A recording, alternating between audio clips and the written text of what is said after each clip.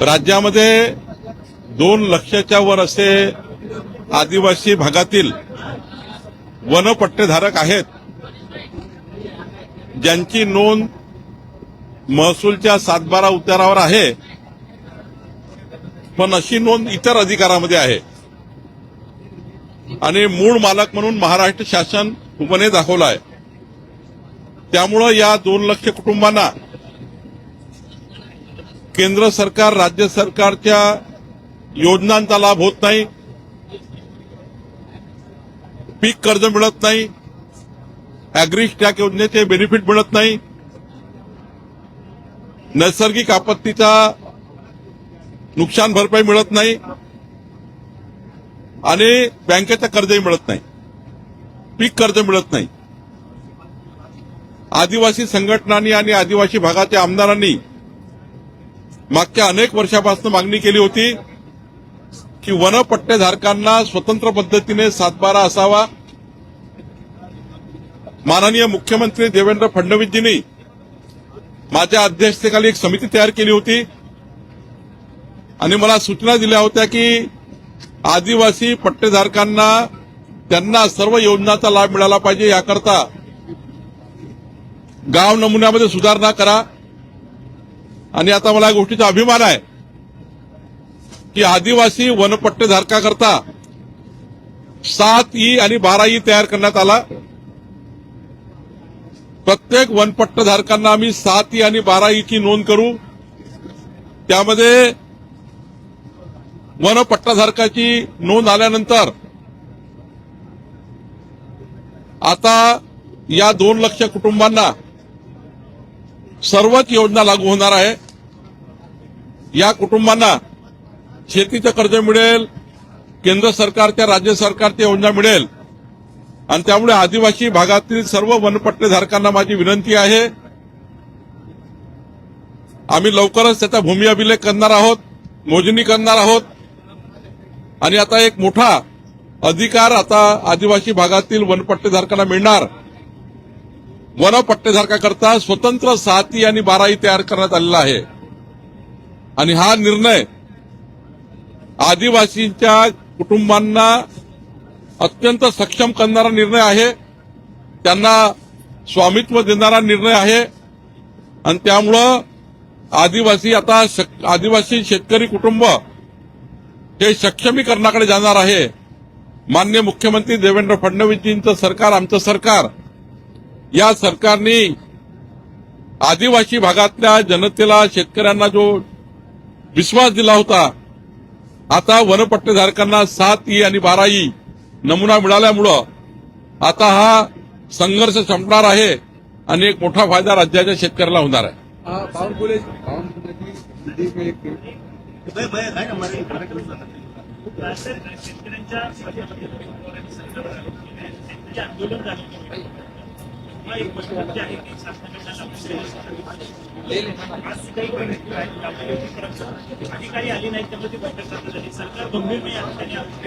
असं आहे की प्रत्येक कॅबिनेटमध्ये माननीय मुख्यमंत्री जो विषय रोहित पवारांनी मांडला त्याबद्दलचा आढावा घेत असतात, रेग्युलर विषय आहे. पण ही गोष्ट खरी आहे की रोहित पवारांचं आंदोलन सोडवताना शासनाने एक बैठक लावू असं म्हटलं, ती बैठक होईल ना, कुठं म्हटलंय. पण ज्या पद्धतीचा पाऊस पाणी चालू आहे, ज्या पद्धतीचं संपूर्ण त्या ठिकाणी अधिकारी आज अडलेले आहेत, म्हणजे अडकलेले आहेत, विमानं उतरत नाही आहे, 2-2 तास 3-3 तास विमानं लेट आहे. त्यामुळं काही अधिकारी आले नसतील, त्यामुळे बैठक टळली असेल, पुन्हा होईल बैठक. या सगळ्यामध्ये रोहित पवारांचं असं म्हणणं आहे की प्रवीण परदेशी विधान भवनात येतात, मात्र बैठकीला येत नाही. लोकप्रतिनिधी बैठकीला जातात, मात्र त्यांना त्यावेळी बैठकीला अधिकारी जर येत नसेल तर सरकारला कर्जमुक्ती द्यायची की नाही, मग ही सरकार दिशाभूल का करणार? त्यांचं म्हणणं चूक आहे. रोहित पवारांचं म्हणणं चूक एवढ्याकरता आहे की ज्या विषयाकरता रोहित पवार भांडतात आहे तो विषय ऑलरेडी सरकारने टेकओव्हर केलाच आहे. प्रत्येक मंत्रिमंडळाच्या बैठकीच्या वेळी माननीय मुख्यमंत्री या सर्व विषयाचा आढावा घेतात आणि माननीय मुख्यमंत्र्यांनी जी कर्जमाफी दिली आहे ती सहज स्पष्ट आहे. निश्चितपणे त्यातले काही मुद्दे रोहित पवारांचे आहेत, त्या मुद्द्यावर बैठक झाली पाहिजे का झाली पाहिजे. आता एखादा अधिकारी याचं नाव घेऊन त्याला क्रिटिसाइज करणे काही योग्य नाही. सर, एक मराठी राजकीय प्रश्न आहे.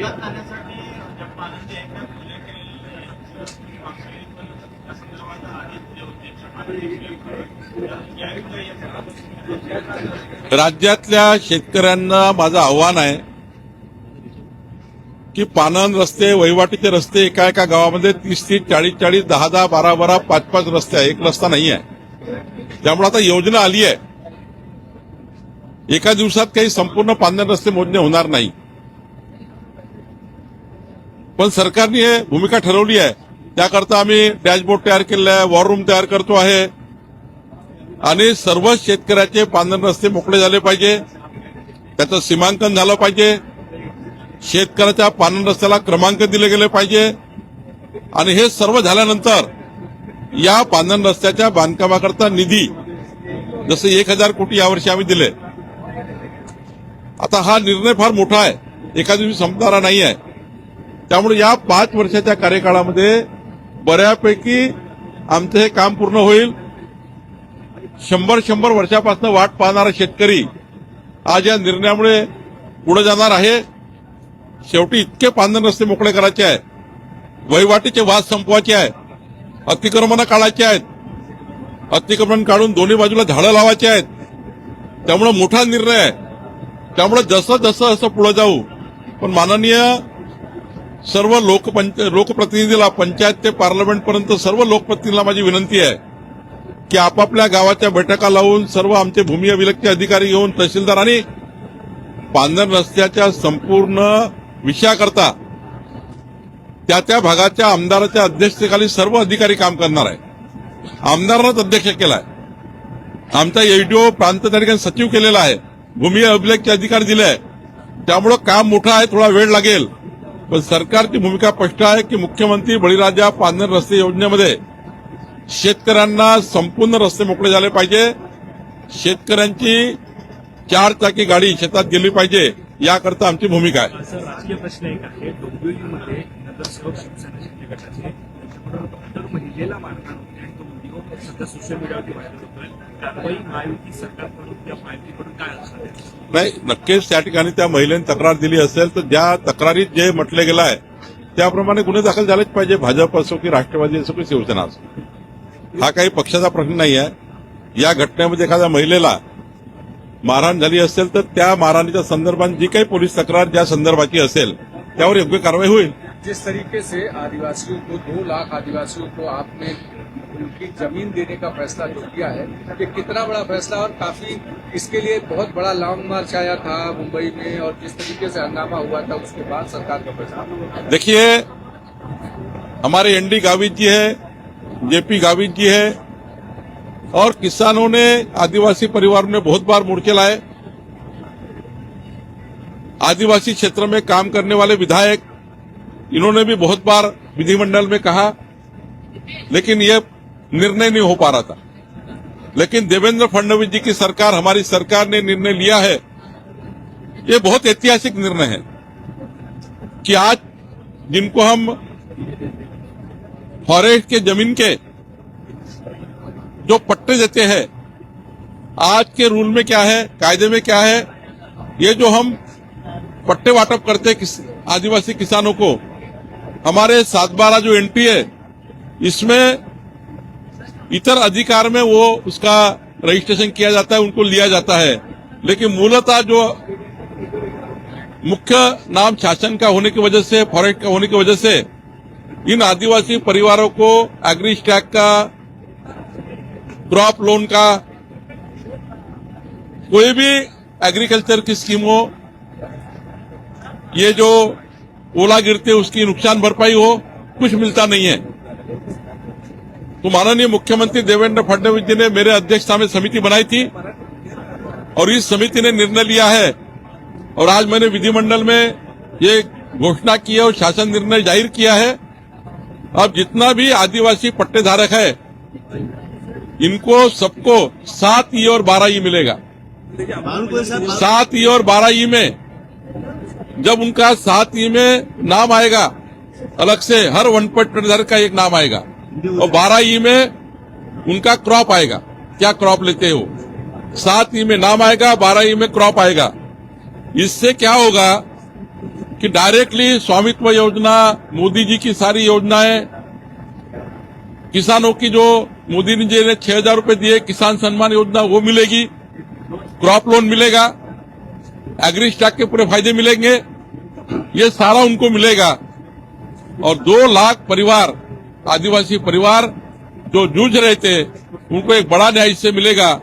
आज से ही शासन निर्णय इशू कर दिया गया है और ये निर्णय का तुरंत हमारे सारे तलाठी है, हमारे सारे वहां लोकल ऑफिसर्स है, रेवेन्यू ऑफिसर्स है, ये फटाफट इसका फॉरेस्ट के जो पट्टे हैं इसकी 7 और 12 बनाएंगे और आदिवासी परिवारों का एक बहुत बड़ा एक जो रुका हुआ एक उनके जीवन की समृद्धि के ऊपर लेके जाने वाला निर्णय वो सरकार ने लिया है। मानूंगा जी, मुंबई महानगरपालिका हो, देश की बड़ी महानगरपालिका है, पुणे है, पिछली चिंचवड, ठाणे है, हर जगह पर पेड़ गिरने की घटनाएं लगातार हो रही है। लोग की जान जा रही है, आखिरकार जिम्मेदार किसे ठहराएंगे? मैं जिम्मेदार के बजाय एक बार फॉरेस्ट का ऑडिट होना चाहिए।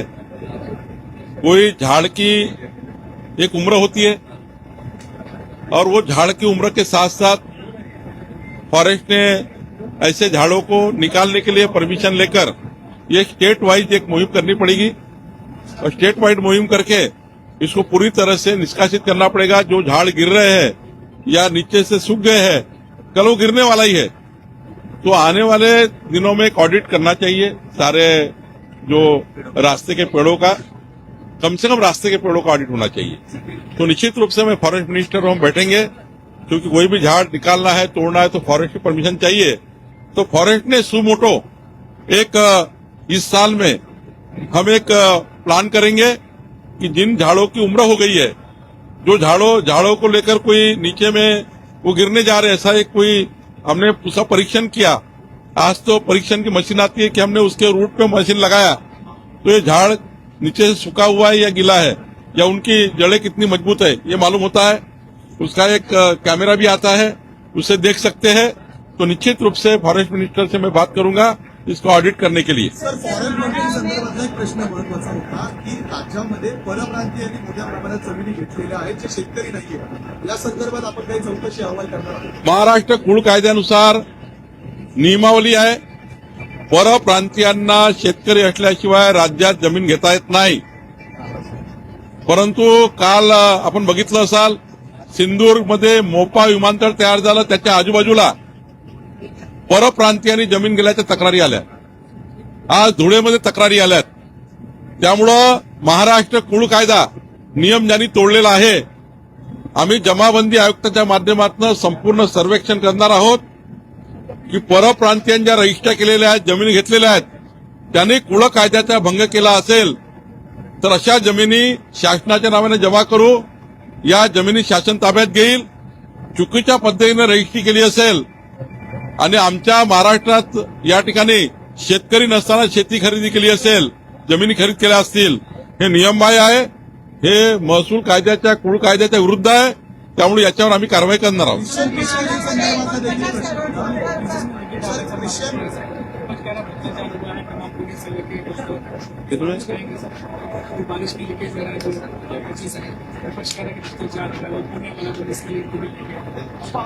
मैंने कल ही कहा इसके बारे में। सर, केडीएमसी में लेकर जिस तरीके से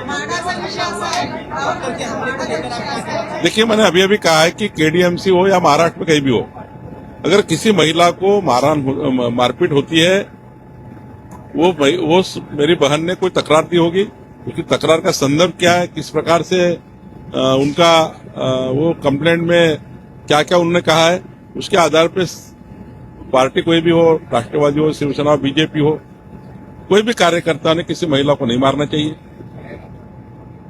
उसका एक संस्कार है अपने संस्कृति भारत के, और मारपीट होती है तो कायदा है, कायदे से कार्रवाई होगी। सर, माडा में 50 करोड़ का घोटाला हुआ है, राजस्व घोटाला हुआ है माडा में, ऐसे में काफी चर्चा चल रही है, आप क्या बताएंगे? सर,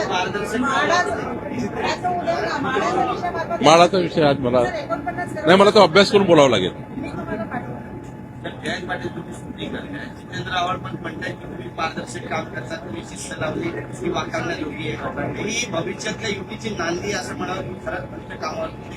शरद पवार गट एनडीए सोबत येण्याची नांदी म्हणता येईल. नाही, असं नाही आहे.